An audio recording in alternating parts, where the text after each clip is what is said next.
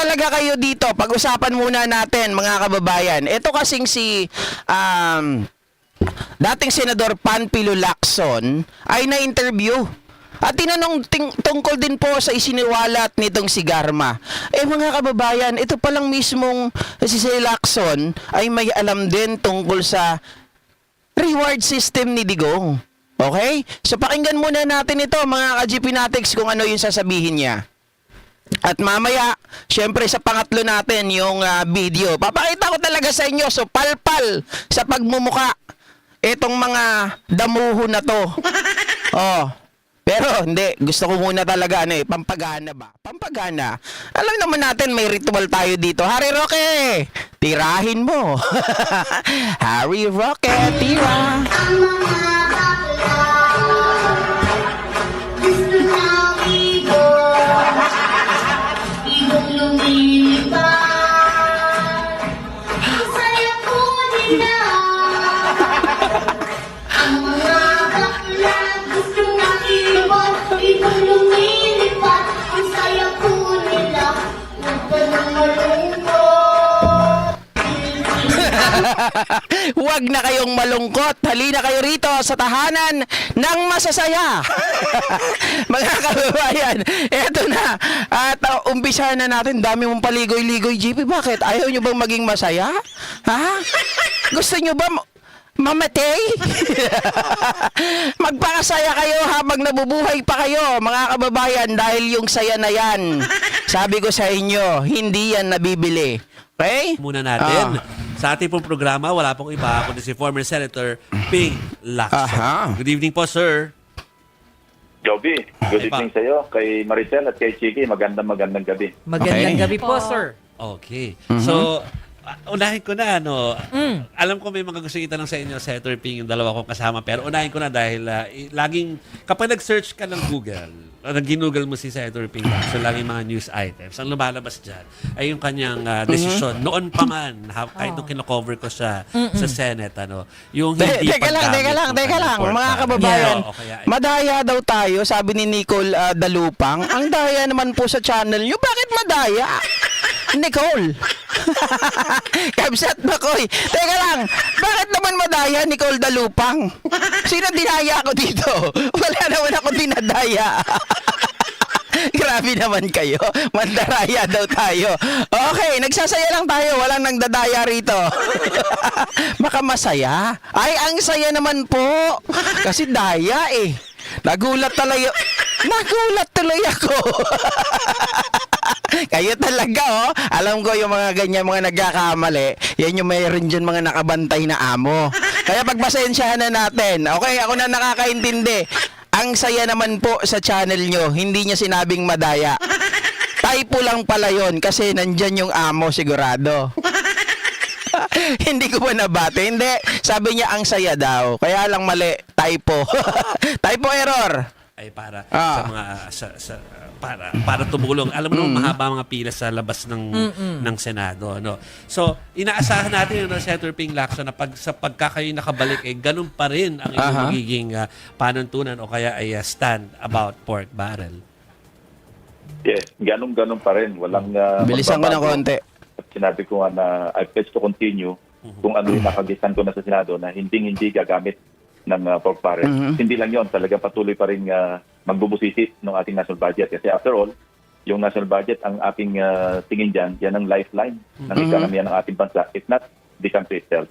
Ako nakita ko dahil na-cover ko sa Senator Ping sa Senado na pwede naman talaga ikaw yung maging lawmaker or senador na hindi ganun yung serbisyo binibigay sa publiko, Senator Ping na mga dole out doon sa... Ako Ping Lacson, iboboto ko to.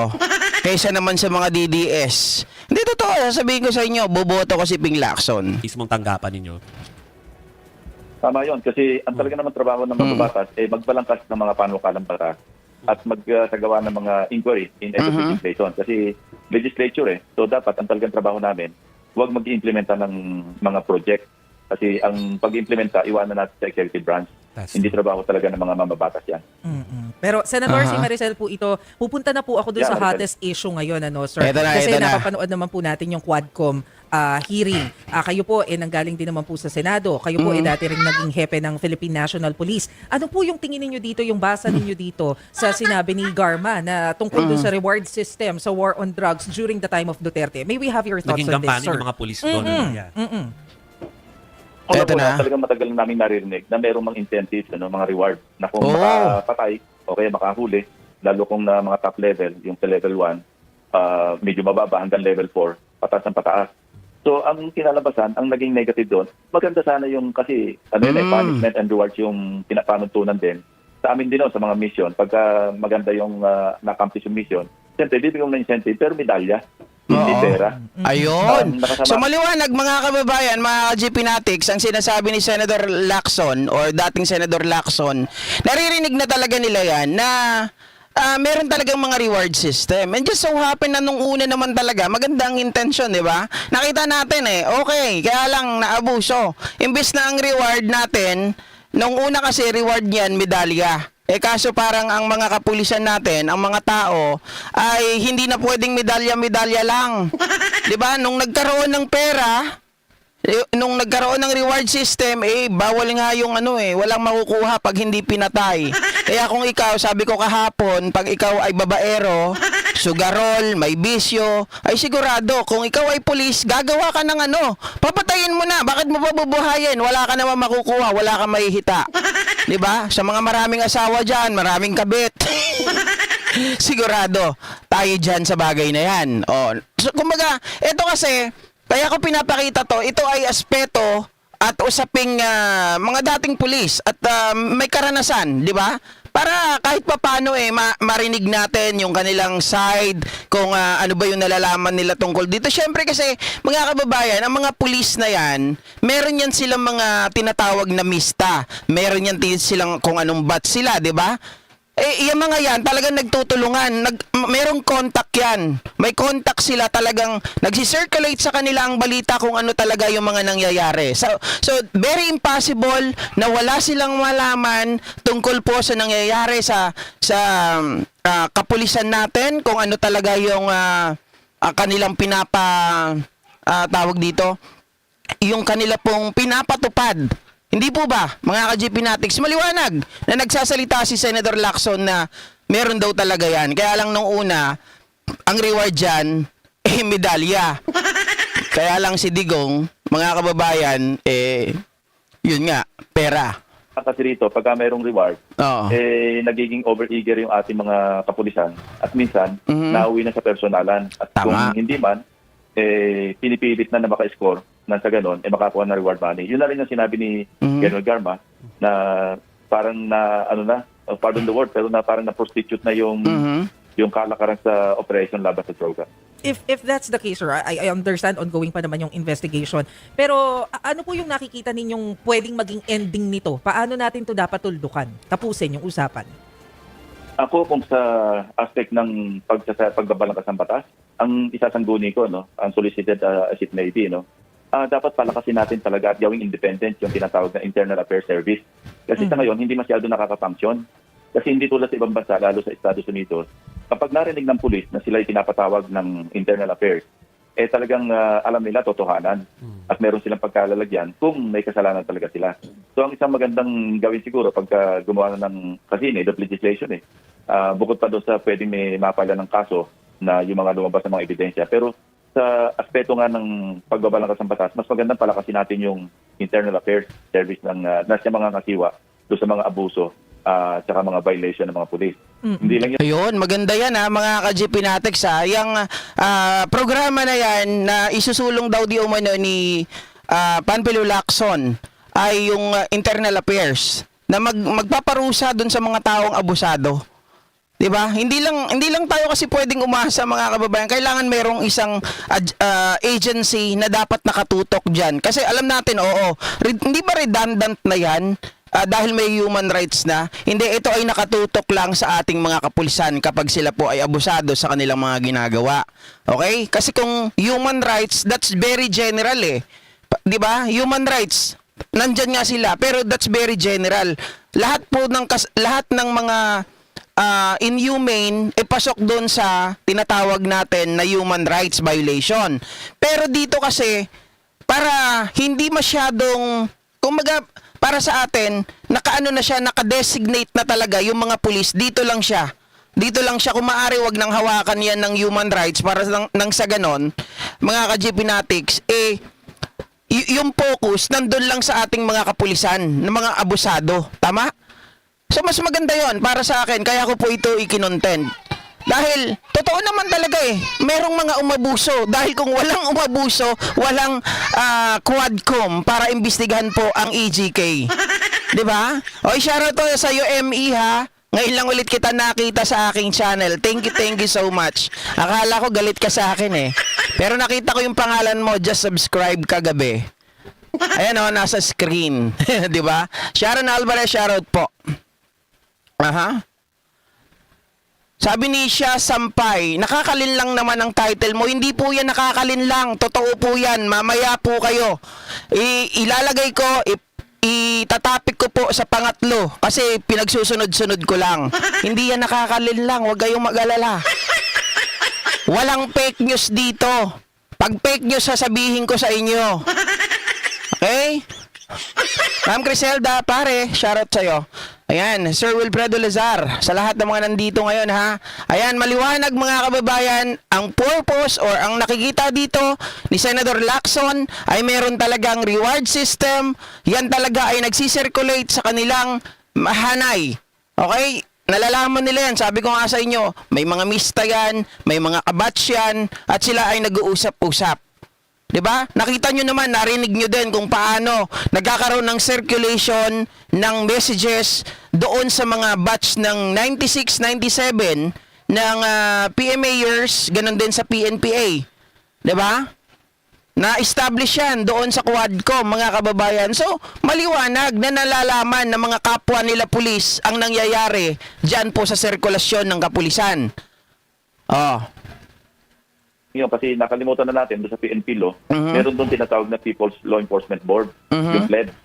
Hindi na rin naging active. Yun naman, community-based yun dangan nga lang, siyempre, pag sinabing PLED, ang iisipin mo, ang nangangasiwa dyan, yung mayor, di ba? Dahil may mga members yan sa community, pero yung mayor yung parang nangangasiwa. So tama yung... Hindi, mahirap yan. Mahirap yung pled na yan. Tama lang din na hindi na natin na pinagpapatuloy yan. Bakit? Naabuso rin yan Minsan kasi, pag mayor, ikaw yung incumbent at hawak mo yung mga kapulisan, mga ka-GP Natics, dumadating sa point na yung mga pulis mo, inuutusan mo. Di ba? Inuutusan mo, gawin itong ganyan. Nagiging hindi magandang modelo. So kung kasama sila doon, pwedeng magkaroon ng ng madugong 'di ba, sitwasyon kapag mayor ang mamamahala sa kanila. Alam natin, hawak ng mayor yung mga pulis. Under nila 'yan. Dahil executive, kasama 'yan, 'di ba? Kaya lang, ang problema pagdating po ng tinatawag nating investigasyon, baka mamaya si mayor pa ang nag-utos. 'Di ba, Mami Peng? Sabi ni Emmy, bakit naman ako magagalit sa'yo? Palagi lang akong nakabidyo sa live mo. Gulat ako doon sa galit. De, joke lang yon. Dali babe, shoutout sa'yo ha. Ako naman lagi nagbibiro mga ka-GP Natics. Wag na kayong magtaka. And then nakita ko si Mami Peng kanina andito. Ayan, sabi nyo. Magla-live sana ako, mamaya na lang tapos, okay? So mga kababayan, tuloy natin to. Yung unang pahayag ni bagong DILG Secretary John Vic Remulla, at ako'y sumasang-ayon sa kanya, na talagang dapat alisin yung politika doon sa pulis. Tama. Yan yung sinasabi ko kanina sa inyo. Huwag natin isama mayor, tapos kapulisan, mga kababayan, na hindi pwedeng anak ng teteng, yung mga pulis, nasangkot sa hindi magandang bagay. Tapos ang mayor sila ang mag-i-implement ng investigasyon. Wag. Magkaroon tayo ng tinatawag yung kanina, 'di ba? internal affairs para nakatutok lang sila sa mga kapulisan natin. At syempre sana kung sino yung mga taong mag-iimbestiga dyan na nandun sa member ng internal affairs ay hindi rin dapat sila nababayaran. Mahirap kasi kung kahit maglagay ka ng internal affairs dyan, kung ito naman ay nababayaran, patay din. Wala din wala ring pagbabago. So dapat talaga mga kababayan may nakatutok sa bawat sitwasyon or sa bawat individual. 'Di ba? Wag lang maging general kasi masyado ng maraming sinusubaybayan ang human rights. So sa mga pulis, tama. Ako ay pumapayag doon sa internal affairs ni Lacson. Mga politika, yung mga pag-pull ng strings ng mga local politicians at saka mga ibang politiko na nakikialam doon sa affairs o sa mga operation ng pulis. Sir, yung sinasabi po ninyo na internal affairs, of course, mga pulis din po yung miyembro nito. Tama po ba? Kasi if that's the case, paano tatanggalin yung politika kung sila-sila rin kasi yung nagsasagawa ng investigation? I wonder kasi baka that's also one of the reasons kung bakit hindi nagiging effective itong internal affairs sa ngayon.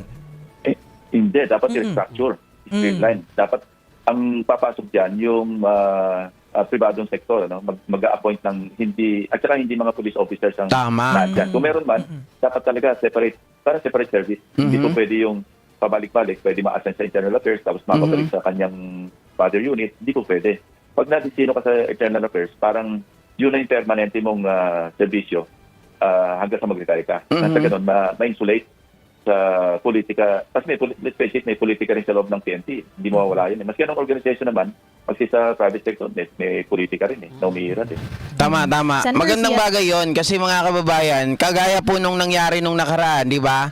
Nakita muna natin yung kay eksena ni Police Sergeant Mayo na nahuli na nila ito pero yung mga kasabwat pala nagpapalakad at nag-distribute ng droga kapwa rin mga higher officials, generals, colonels. Naku po mga ka-GP Natics, wala talagang mangyayari sa ganyan. 'Di ba? Maganda na private sector, private individual ang makakapasok na hawak ng tinatawag na internal affairs na nakatutok lang sila dun sa ating mga kapulisan. Chicky Verhelto, no? Follow up lang dun sa Garma issue. Of course, based on the premise na kayo po ay dating hepe ng Eto, kay PNP, Garma. no? Kasi sinabi ni Representative Dan Fernandez na meron daw mga police operations and military operations na talagang ginagamit ang intelligence funds. Mahirap po ba talagang tukuyin kung talagang nagamit itong this is not just for the previous administration daw na ginagamit ang intelligence funds but also for the current administration. Mahirap po ba bang tukuyin kung ginamit itong mga funds na to for EJK dun sa dating administration? Kasi they're trying to connect this to solidify the case. Yeah, ang intelligence fund kasi, maski yan naka-close yan hindi yan open sa audit, pero pwede rin i-audit. Pero ang paggamit ng intelligence fund, napaka-restricted yan Kailangan meron kang isasampit na intelligence plan o intelligence project bago ka ma-issuehan ng tinatawag na o mabigyan ng tinatawag na intelligence fund. But, it depends on the head of the office or yung police station commander o kaya hanggang regional director ng kapulisan. Tatandaan ko nung ako'y nasa servisyo, nung nasa mababang rango pa lamang ako, medyo hirap kami sa intelligence fund doon kasi I think I was Metro Discom commander. PC Metro Discom pa doon sa Metro Cebu. Alam mo, naaawa ako sa mga station commanders ko kasi ako na yung nagdi-distribute. Kasi pag ipapatawag mo sila, nakaka-demoralize yung intelligence fund. Parang 300 pesos lamang isang buwan ang natatanggap ng station commander. So, ang ginagawa ko noon, ako na yung umiikot sa kanila para ibigay sa kanila kasi kulang pa sa panggasolinan line papunta sa headquarters ng Metro Discom para kunin yung kanilang intelligence fund. Pero karon naging kalakaran. Minsan, yung mula sa head office, pababa, maraming dadaanan yan minsan, Yun hindi lang. talaga Ang problema nun, mga ka-GP Natics, kung maraming dadaanan, lahat ng dinadaanan ay merong kaltas, di ba? At saka, pag tinawag kasing intelligence funds, may kinalaman ito sa peace and order. Meron ditong kinalaman, mga kababayan, sa tinatawag natin na security, di ba? Hindi pwedeng kagaya nung kay Sara.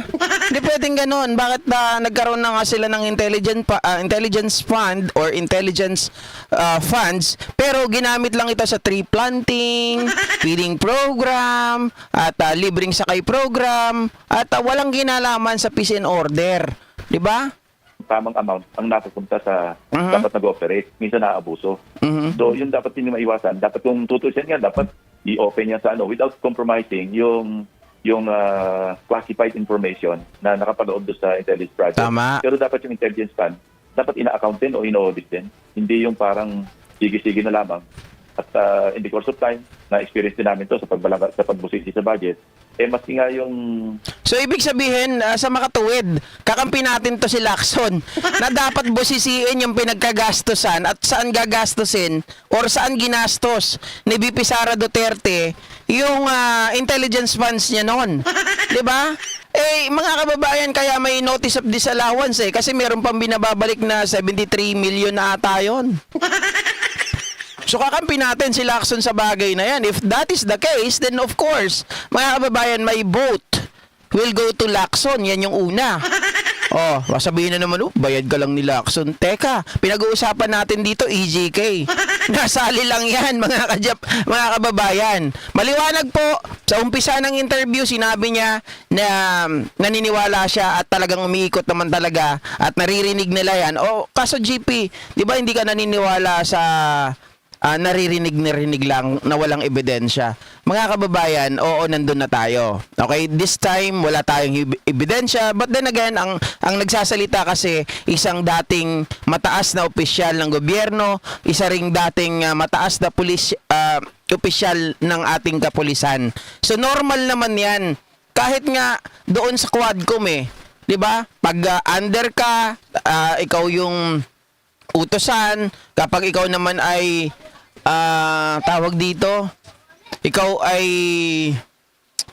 ano ba tawag doon? Underclass, upper class. 'Di ba? Pag upper class naman, mga kababayan, talagang susunod sa iyo yung mga pulis na junior mo. Okay? Ngayon, pag-usapan naman natin itong si Panelo kasi dito, mga ka-GP Natics talaga